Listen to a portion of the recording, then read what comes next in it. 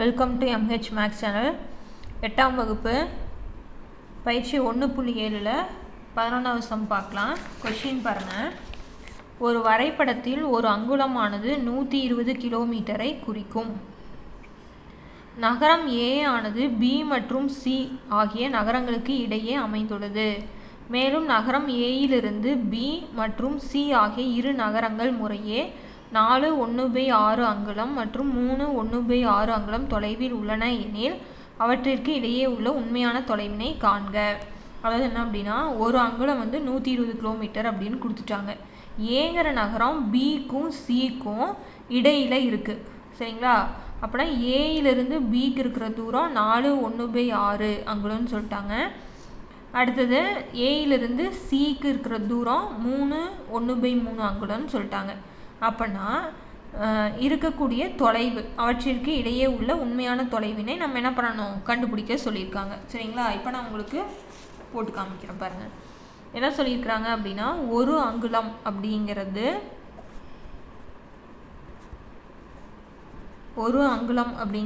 120 கிலோமீட்டர்னு சொல்லிட்டாங்க. இப்போ என்ன சொல்லியிருக்காங்க அப்படின்னா, இது பிங்கிற நகரம், இது சிங்கிற நகரம். பி மற்றும் சிக்கு நடுவில் என்ன இருக்குது, ஏ இருக்குது. ஓகேங்களா? ஏயிலிருந்து பிக்கு உள்ள தூரம் 4 அங்குலம். அதே மாதிரி சியிலிருந்து ஏக்கு உள்ள தொலைவு 3 அங்குலம். சரிங்களா? இப்போ இதுக்கு இடையே உள்ள தொலைவு, பிக்கும் சிக்கும் இடையே உள்ள தொலைவை நம்ம என்ன பண்ணணும், கண்டுபிடிக்கணும். அப்படின்னா இதை ரெண்டையும் கூட்டிட்டோம் அப்படின்னா மொத்த தொலைவு அங்குலம் கிடைச்சிருமா? அப்படின்னா இதை கூட்டலாம். 4 ப்ளஸ் 3 இது கலப்பு பின்னமாக இருக்குது, தகா பின்னமாக மாற்றிக்கலாம். அப்புறம் இதை பெருக்குவோமா? 6 நாள் 24, 24ஓட 1 கூட்டினோம்னா 25/6 ப்ளஸ் இதை பெருக்கினா 9, 9ஓட 1 கூட்டினோம்னா 10/3. ஓகேங்களா? இப்போ நம்மளுக்கு பகுதி 1 இருக்கணும். ஆனால் இங்கே என்ன இருக்குது, இங்கே 6, இங்கே 3. இப்போ 3 6 மாற்றலாமா? அப்புறம் எதால் பெருக்கணும், 2ஆல் பெருக்கணும். இதையும் 2ஆல் பெருக்கணும். ஸோ அப்படின்னா 25/6 அப்படியே போட்டுக்கிறேன். இங்கே 3 2 6, இங்கே 10 2ஐயும் பெருக்கினோம்னா 20. இப்போ இதை கூட்டிக்கலாமா? கூட்டினா என்ன வரும், பகுதி 1 இருந்ததுன்னா அதை போட்டுட்டு தொகுதி என்ன பண்ணிக்கலாம், கூட்டிக்கலாம். அப்படின்னா கூட்டினா என்ன வரும், 41/6 வந்துருச்சு. சரிங்களா? இப்போ இந்த 41/6ங்கிறது தான் மொத்த தூரம்.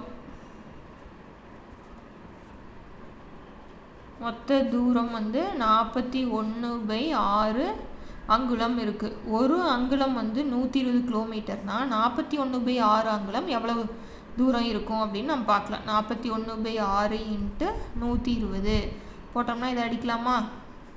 வரும் 6 2 12, இங்கே 0 போட்டுக்கிறோம். அப்படின்னா இங்கே 45 வரும் பாருங்கள். 25ஐயும் 20ஐயும் கூட்டினா 45, இங்கே 45.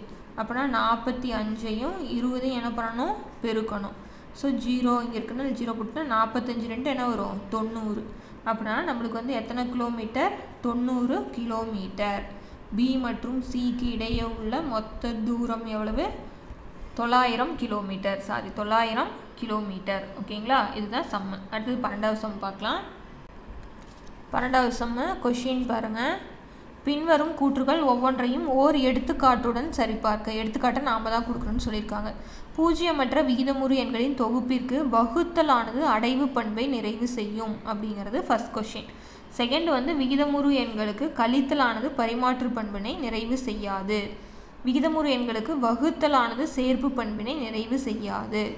அடுத்தது விகிதமுறு எண்களுக்கு கழித்தலின் மீதான பெருக்கலின் பங்கீட்டு விதி உண்மையாகும். இரு விகிதமுறு எண்களின் சராசரியானது அவற்றிற்கிடையில் அமையும் ஒரு விகிதமுறு எண்ணாகும். இந்த 5ஐ நம்ம எடுத்துக்காட்டோட ப்ரூவ் பண்ணணும். ஓகேங்களா? இப்போ ஃபர்ஸ்ட் கொஷின் பாருங்கள். பூஜ்ஜியமற்ற விகிதமுறு எண்களின் தொகுப்பிற்கு வகுத்தல் தான் நம்ம பார்க்க போகிறோம். பண்புகளுக்கு கூட்டல் கழித்தல் பெருக்கல் வகுத்தல் 4 கண்டுபிடிக்கணும். ஆனால் நம்மளுக்கு கொடுத்துருக்கிறது வகுத்தல். அடைவு பண்பை நிறைவு செய்யும் அப்படிங்கிறத நம்ம பார்க்கணும். அடைவு பண்பு அப்படிங்கிறது நார்மலாக இருக்கிறது தான். கூட்டுறதுனா ரெண்டையும் கூட்டிகிட்டா போதும், கழித்தல்னா ரெண்டையும் கழிச்சா போதும், பெருக்கல்னா பெருக்கணும். வகுத்தல் கொடுத்துருக்குறாங்களா? அப்படின்னா என்ன அப்படின்னா A/B கண்டுபிடிச்சா போதும். இப்போ இதில் ஏ நாமளாக தான் எடுத்துக்கிறோம். 2/5 நான் எடுத்துக்கிறேன். பி வந்து 3/5ன்னு எடுத்துக்கிறேன். அதாவது a/b அப்படின்னா என்ன அர்த்தம்? a வகுத்தல் b தான் வந்து a/bன்னு எழுதிக்கிறோம். சரிங்களா?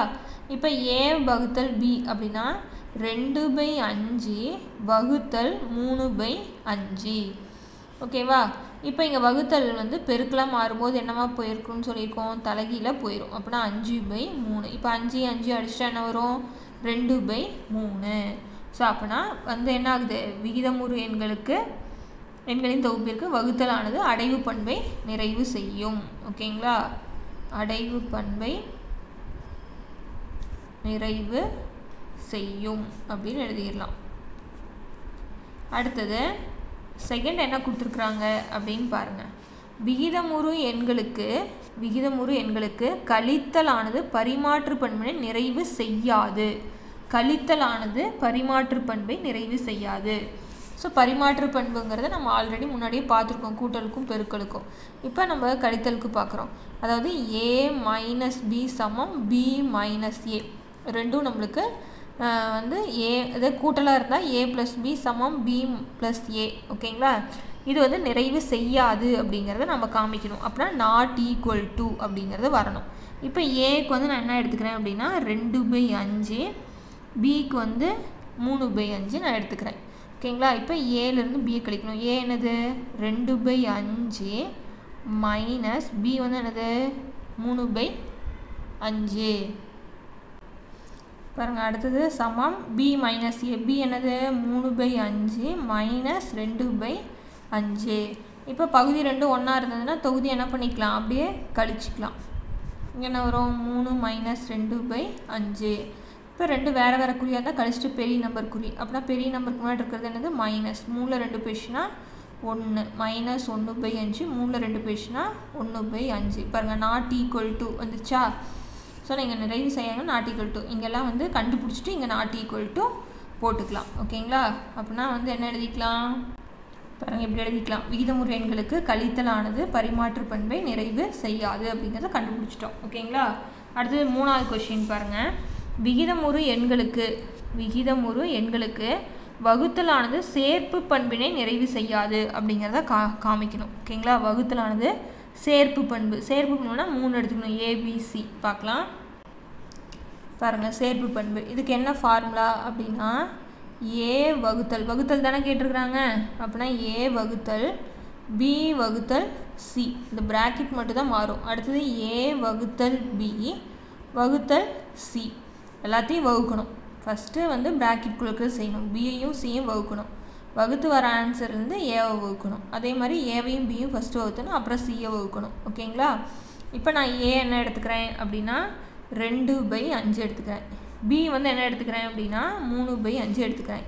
சி வந்து 4/5 எடுத்துக்கிறேன். ஓகேங்களா? இப்போ வந்து இது பெருசாக போகணுங்கிறதுனால ஃபஸ்ட்டு நான் இந்த சைடு மட்டும் எடுத்துக்கிறேன். என்னது? ஏ வகுத்தல் பி வகுத்தல் சி. ஏ வந்து என்னது? 2/5 வகுத்தல் அப்படியே போட்டுக்கலாம். பை போட்டிங்கன்னா கொஞ்சம் கன்ஃபியூஸ் ஆகும், அதனால் இப்படியே போட்டுக்கலாம். பி என்னது? 3/5 வகுத்தல் 4/5. இப்போ இந்த 2/5 அப்படியே போட்டுக்கிறேன். இந்த வகுத்தலை போட்டுக்கோங்க. இந்த வகுத்தல் பெருக்கலாம் மாறுச்சு அப்படின்னா என்ன ஆயிரும்? தலைகீழ மாறிடும். இப்போ இந்த 5 என்ன பண்ணிடலாம்? அடிச்சிடலாம். அப்படின்னா 2/5 வகுத்தல் 3/4. இப்போ இந்த வகுத்தல் என்னவா மாறும்? பெருக்கலாம் மாறிச்சுன்னா என்னவா மாறிடும்? தலைகீழ போயிடும். இப்போ என்ன பண்ண முடியாது? ரெண்டும் எங்கேயுமே அடிச்சுக்க முடியாது. அப்படின்னா நேராக பெருக்கணும். அப்படின்னா 4 2 8 I 3 15. எது? ஏ வகுத்தல் பி வகுத்தல் சிக்கு நம்ம கண்டுபிடிச்சது. ஓகேங்களா? அதுக்கு அடுத்தது ஏ வகுத்தல் பி வகுத்தல் சி. அப்படின்னா ப்ராக்கெட்குள்ளே இருக்கிறதா செய்யணும். ஃபஸ்ட் என்ன இருக்குது? ஏ வகுத்தல் பி வகுத்தல் சி என்னது? 4/5 போட்டாச்சா? இப்போ இது பெருக்கல் வந்து என்னவா மாறிடும்? தலைகீழ போயிடும். அப்படின்னா 5/3. இந்த வகுத்தலை அப்படியே வச்சுக்கோங்க. இப்போ இந்த 5 என்ன ஆயிரும்? கேன்சல் ஆயிரும். அப்புறம் என்ன வரும்? 2/, அப்புறம் என்ன எழுதிக்கலாம்? 2/3 வகுத்தல் 4/5 இங்கே எழுதிட்டேன். அடுத்தது இந்த இது வகுத்தல் வந்து பெருக்கலாம் வரும்போது தலைகீழ போயிருமா? அப்படின்னா 5/4. இப்போ நேரம் இதை அடித்து போடலாம் பாருங்கள். 1 2 2 2 2 4. இப்போ இதை பெருக்கணும்னா என்ன வரும்? 1 5 5 3 2 6. இது வந்து என்னது? A வகுத்தல் B வகுத்தல் C க்கான ஆன்சர். இது வந்து என்ன கண்டுபிடிச்சிருக்கோம்? 8/15. இதுக்கு வந்து என்ன வந்திருக்கு? 5/6. அப்படின்னா இது வந்து என்னது? நாட் ஈக்குவல் டு A வகுத்தல் B வகுத்தல் C அப்படிங்கிறத எழுதிக்கலாம். ஓகேங்களா? ஸோ இப்படி எழுதி முடிச்சிடலாம். விகிதமுறு எண்களுக்கு வகுத்தலானது சேர்ப்பு பண்பினை நிறைவு செய்யாது அப்படின்னு தானே காமிக்க சொல்லியிருக்காங்க.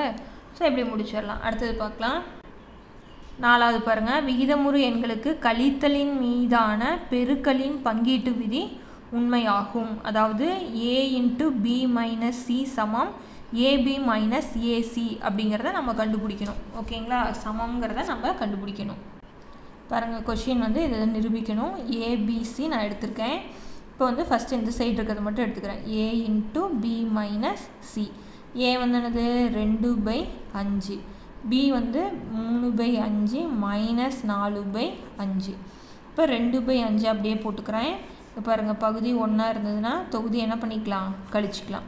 அப்புறம் என்ன வரும்? 2/5 3 - 4 கழிச்சிட்டு பெரிய நம்பர் குறி -1/5. இப்போ என்ன பண்ணிக்கலாம்? அதை பெருக்கிக்கலாமா நேராக? அப்படின்னா ப்ளஸ் இன்ட்டு மைனஸ் ஓ 2 2 5 5 25. இங்கே பாருங்கள், இந்த பை வந்து இந்த சமக்குறிக்கு நேராக இருக்கிறத கரெக்டாக பார்த்துக்கணும். ஓகேங்களா? அப்படின்னா A × B - Cக்கு நம்ம கண்டுபிடிச்சது. ஓகேவா? அடுத்து நம்ம என்ன கண்டுபிடிக்கணும்? AB - AC. அதில் ஃபஸ்ட்டு ABயை பெருக்கிக்கணும், அடுத்து ACயை பெருக்கணும், வரதை கழிக்கணும். ஓகேவா? இப்போ A × B. A வந்து என்ன வச்சுருக்கோம் நம்ம? 2/5. B வந்து 3/5. இப்போ இதை பெருக்கலாமா? 2 6 5 5 25. இது வந்து AB. அதுக்கு அடுத்தது AC.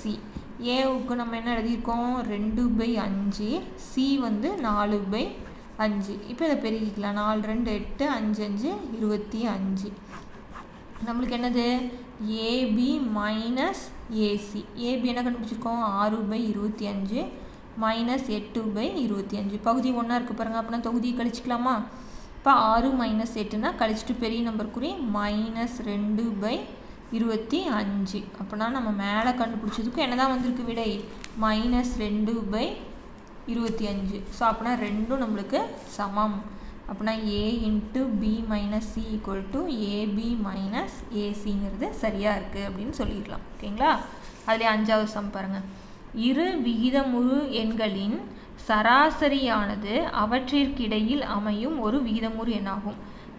2 விகிதமுறு எண்ணோட சராசரினா ரெண்டையும் கூட்டி 2ஆல் வகுக்கிறது. அப்படி வகுத்தோம்னா அந்த விகிதமுறு எண் வந்து எதுக்கு இருக்கும்? இந்த 2 விகிதமுறு எண்ணுக்கு நடுவில் இருக்கும் அப்படிங்கிறத நம்ம காமிக்கும். 5வது சம் பாருங்கள். A வந்து நான் என்ன எடுத்துக்கிறேன் அப்படின்னா 2/5, B வந்து 3/5. இந்த எண்களுக்கு இடையே உள்ள சராசரினா ரெண்டையும் கூட்டி 2ஆல் வகுக்கணும். அப்படின்னா ரெண்டையும் கூட்டுறேன்.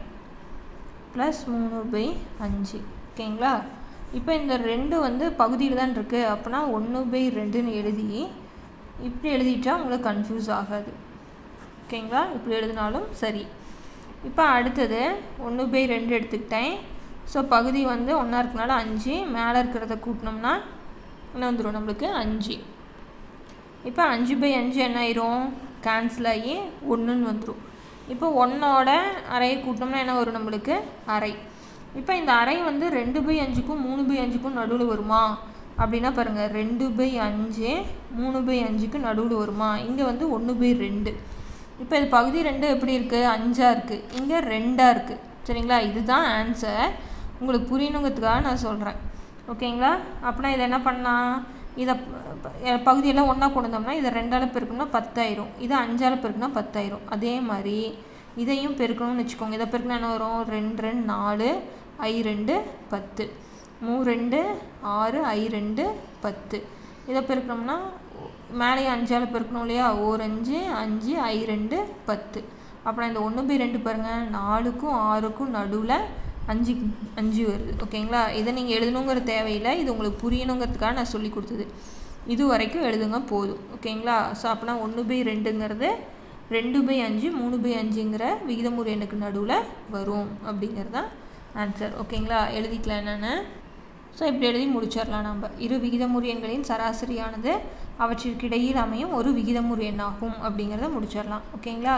அடுத்தது 13வது சம் பாருங்கள்.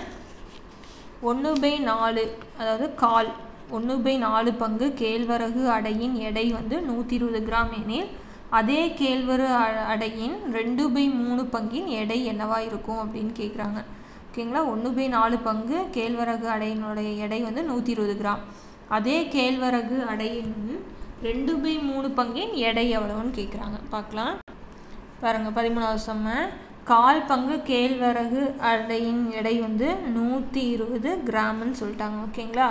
அப்படின்னா முழுசில் கால் பங்கு, முழுசுங்கிறது நம்மளுக்கு தெரியாது. அப்படின்னா முழுங்கிறத நம்ம எக்ஸ்ன்னு வச்சுக்கிறோம். முழு பங்கில் கால் பங்கு 120 கிராமாக இருந்துச்சுன்னா முழு பங்கு என்னவா இருக்கும் அப்படின்னா அந்த வகுத்தல் வந்து அந்த சைடு போனால் என்ன ஆயிரும், பெருக்கலாக மாறிடும். இப்போ பெருக்கல் என்ன வரும், 4 0 0 4 2 8 1 4 4. அப்படின்னா ஒரு கேழ்வரகு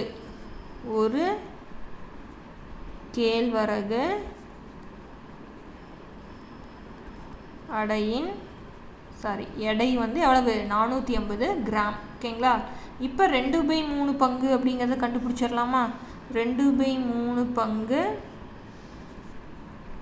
அடையின் எடை அப்படின்னா எப்படி எழுதலாம், 2/3 × 480. அதாவது ஒரு அடையில் 2/3 பங்கு நம்ம கண்டுபிடிக்கிறோம். இப்போ 3ஐயும் 480 அடித்தோம்னா 1 3 3 மீதி 1 18னா 6 3 18, இது 0 போட்டுக்கிறோம்.